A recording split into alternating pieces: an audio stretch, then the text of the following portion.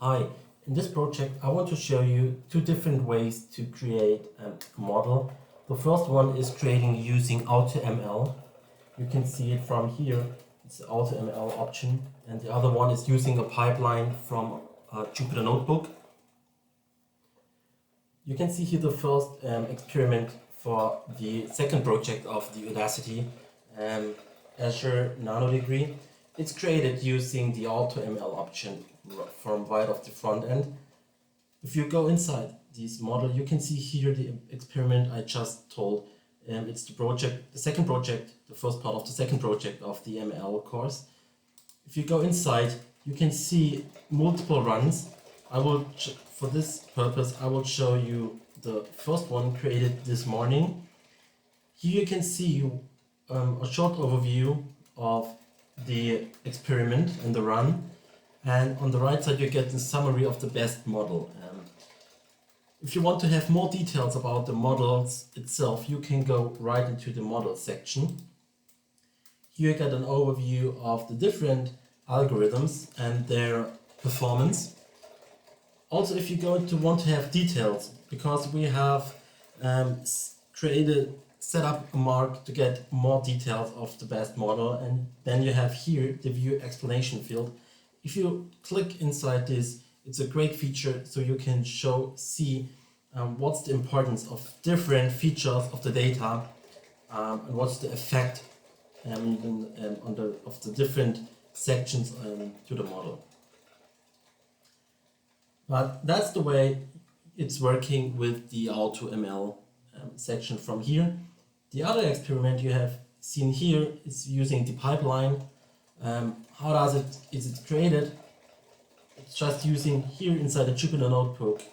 So if the pipeline runs, you can see here the log of the AutoML step, and if you have the training step finished, you can go below to evaluate the results.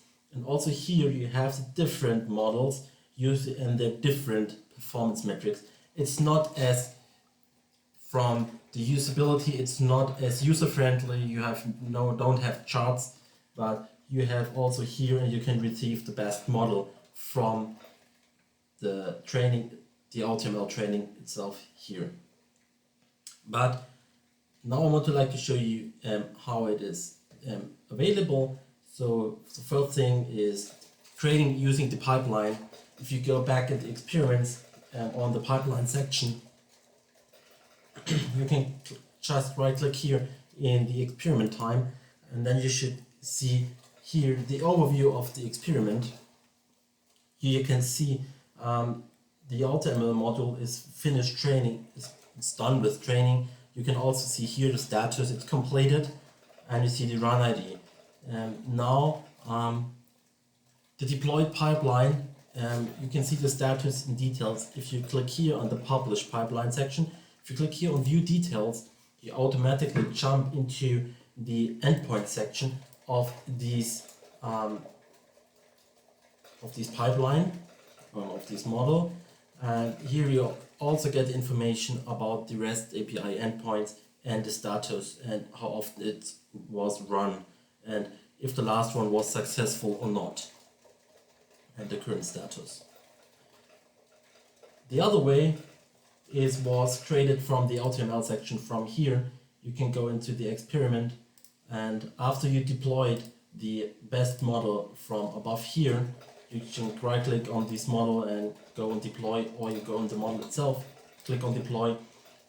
You created an endpoint, you can find it afterwards here in the endpoint section. I created the endpoint with the name voting section. So if you click in here, this example, you can see here the name of the service, the status, it's healthy, and the status is succeeded. So in this case, I used a container instance. You can also get information about the model ID and when it was created and updated lastly.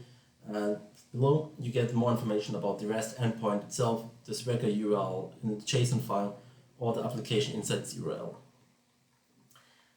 Now you have two ways to test it. One way is to test it right from this online editor, or you can use an example script. I switched into a Python script. I can show you the working API.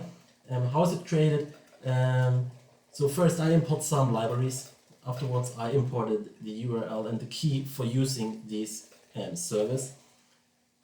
Below I used some Python code for the SSL verification, but it's not what I want to go into detail. Right now here you can see I imported or created some input data, two different ones. The first one, it's starting from here till here, and it's an input data of a case 1, and I will group this. The second one is a little bit different, so we will see different outputs coming from our model API.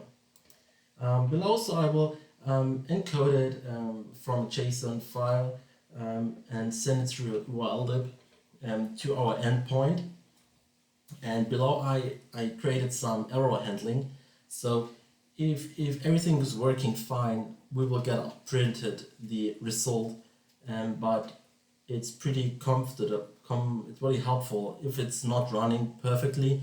You get details about the error. So you get the HTTP error code within some information about the error, why there is an error.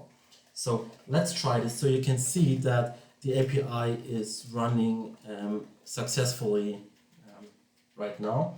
So just click to this, I created a file called consume endpoint Python file, and if you run this, now it's running, and now you can see here the results from our API model coming back from Azure, the API endpoint.